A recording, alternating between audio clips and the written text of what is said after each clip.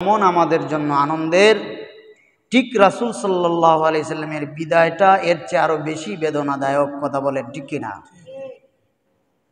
আমরা আল্লাহ তাআলার দরবারে শুকরিয়া আদায় করছি যে মহান মালিক আমাদেরকে অন্য কোনো নবীর উম্মত না বানিয়ে দুনিয়ার সর্বশ্রেষ্ঠ মহামানব, নবীদের নবী সৈয়দুল মুরসালিন খাতামুন নবিয়্যিন, যিনি দুজাহানের বাদশা, তার উম্মত হওয়ার তৌফিক আমাদেরকে দিয়েছেন। এই জন্য আবারও শুকরিয়া আদায় করি আলহামদুলিল্লাহ। প্রিয় ভাইরা আমার, এই 12ই রবিউল আউয়াল বা রবিউল আউয়াল মাসে রাসূল সাল্লাল্লাহু আলাইহি সাল্লামের জন্ম নিয়ে আমাদের মধ্যে অনেক বিভ্রান্তি আছে। আমরা না জানার কারণে অনেক বাড়াবাড়ি করি অনেক বিষয়ে। এই জন্য কোরআন হাদিসের বিষয়ে যাদের জ্ঞান নেই, ফিকার কিতাবে স্পষ্ট আসছে যে সাবধান হয়ে যাও এই ব্যাপারে, যে তোমরা যা জানো না তা নিয়ে কথা বলতে যেও না।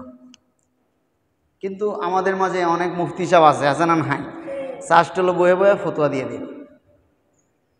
এই জন্য আলেমদের কাছ থেকে জানা, যারা হক্কানি মুহাক্কিক আলেম মুফতিয়ানে কেরাম, তাদের কাছ থেকে মাসালা জানা। এই জন্য প্রিয় ভাইয়ের আমার, আমরা একটু গুরুত্ব সহকারে মনোযোগ দিয়ে আমরা বুঝার চেষ্টা করব। রাসূল সাল্লাল্লাহু আলাইহি সাল্লামের এই মাসে আগমনের কথা আমরা জানি বটে, কিন্তু আমাদের কাছে একটা তারিখ প্রসিদ্ধ হইল 12ই রবিউল আউয়াল। এই দিনে রাসূল সাল্লাল্লাহু আলাইহি সাল্লাম জন্মগ্রহণ করেছিলেন, এটা আমাদের মাঝে এই বিষয়টা প্রসিদ্ধ হয়ে গিয়েছে। কিন্তু হাদিসের কিতাবাদি, তাফসীরের কিতাবাদি, মুফাসসিরিনগণের মতামত দেখলে পাওয়া যায় আল্লাহর রাসূল সাল্লাল্লাহু আলাইহি সাল্লামের জন্ম নিয়ে কয়েকটা মত পাওয়া যায়। কেউ বলেছেন 12ই রবিউল আউয়াল, কিন্তু বেশিরভাগ উলামায়ে কেরাম, বেশিরভাগ ইতিহাস এবং হাদিসের কিতাবে এসেছে 8ই রবিউল আউয়াল। কেউ কেউ বলেছেন আল্লাহর রাসূল সাল্লাল্লাহু আলাইহি সাল্লাম জন্মগ্রহণ করেছিলেন 9ই রবিউল আউয়াল। আবার আরবের একজন বড় আলেম তিনি দাবি করেছেন না রবিউল আউয়াল মাসে আল্লাহ রাসূলের জন্ম হয় নাই, আল্লাহর রাসূল রমজান মাসে জন্মগ্রহণ করছে।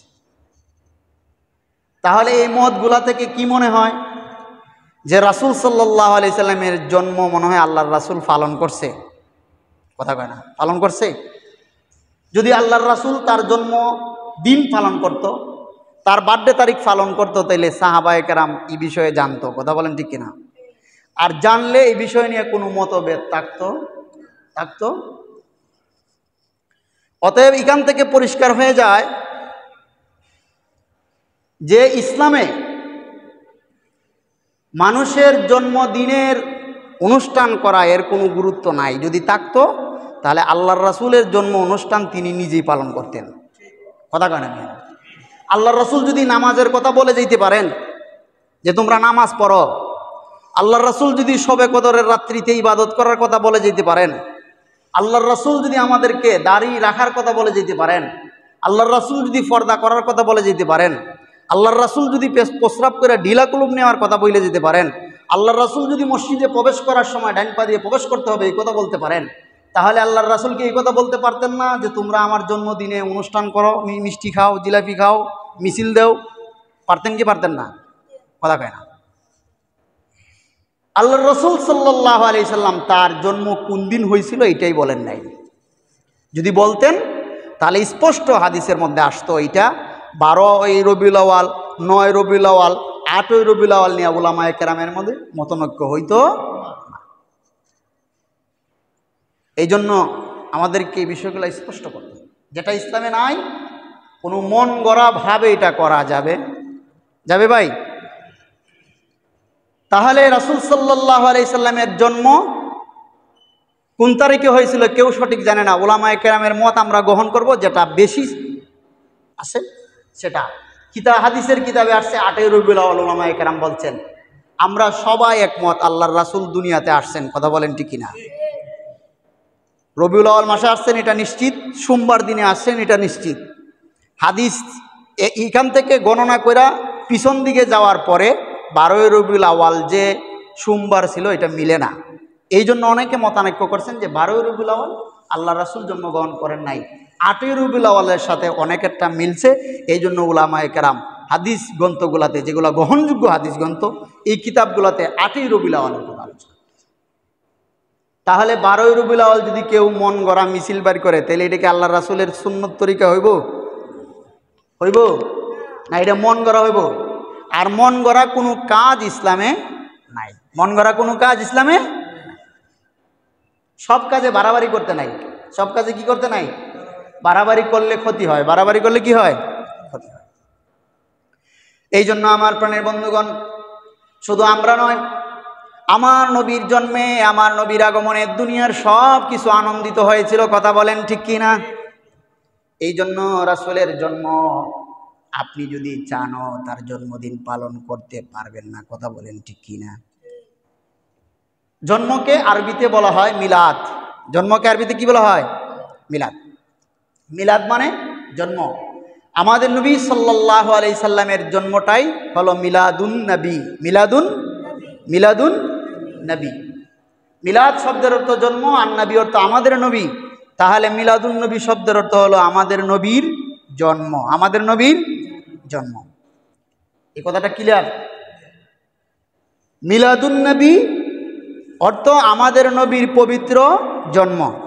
এখন কেউ যদি বলে যে মিলাদুন নবী পালন করতে পারবে? মিলাদ পালনীয় বিষয় নয়, এটা আপনাকে বুঝতে হবে। আপনি জোর কইরা চাইলেও পারবেন না। মিলাদুন নবী দিয়ে রাসূল সাল্লাল্লাহু আলাইহি সাল্লামের জীবন শুরু হয়েছে। কারণ একজন মানুষের জীবন শুরু হয় জন্ম দিয়ে। জীবন শুরু হয় কি দিয়ে? জন্ম দিয়ে। তো মিলাদুন নবী দিয়ে রাসূলের জীবন শুরু হয়েছে।